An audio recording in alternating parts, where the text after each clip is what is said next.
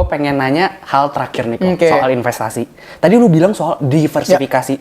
Kenapa harus diversifikasi? Nah ini sebagai last question bagus banget guys. Kenapa gue selalu bilang investasi itu masalah capital gain dan diversification. Capital gain tadi kita udah bahas ya. Kayak lu modal kecil, ya nggak berasa. Biarpun banyak orang gini, kok enggak, temen gue ada kok yang masukin 10 juta jadi 1 miliar. Oh betul, ada dulu-dulu kejadian altcoin segala macam. Tapi berapa banding berapa sih? Dari 1 juta orang yang rugi, paling 3 yang begitu. Oh, gue yang rugi kok. Gue yang rugi. Nah makanya, gue juga kayak tahun lalu hilang hampir 200 ya dari kripto ya. Gue 70% minus. Nah makanya. Nah kenapa bisa ada minus, kenapa ada plus? Kenapa tadi ada orang yang dari 10 juta jadi 1 miliar, kenapa ada orang yang dari 1 miliar mungkin jadi 100 juta? Timing.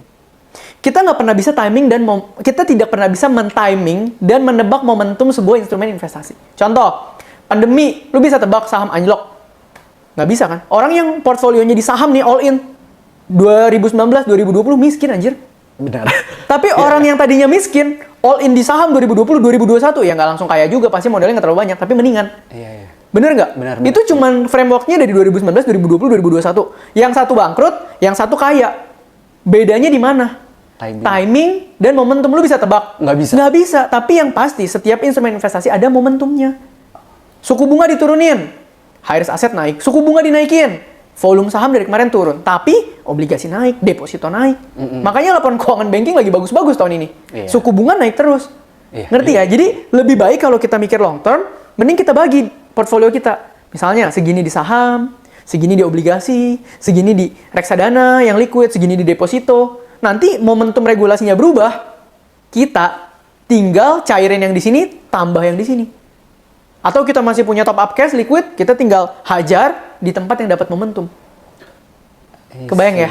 Jadi orang tuh mati cuma karena 2 kalau investasi. Nggak ada diversifikasi sama tidak punya tambahan likuiditas dana. Kebayang? Kebayang. Ya, jadi kayak gitu. Jadi kita diversify supaya tiap momentumnya kita dapat dan resikonya berkurang. Karena kalau kita kayak, kok jangan, nggak berasa. All in aja, all in. Ya all in, tapi itu bukan investasi, itu gambling. Mending lu ke kasino sekalian. Cepet. Daripada nunggu-nunggu. Nah, ini pandangan investasi secara realistis. Semoga ngebantu kalian gitu ya. Bukan gue mengecilkan investasi nggak bisa kaya, bisa.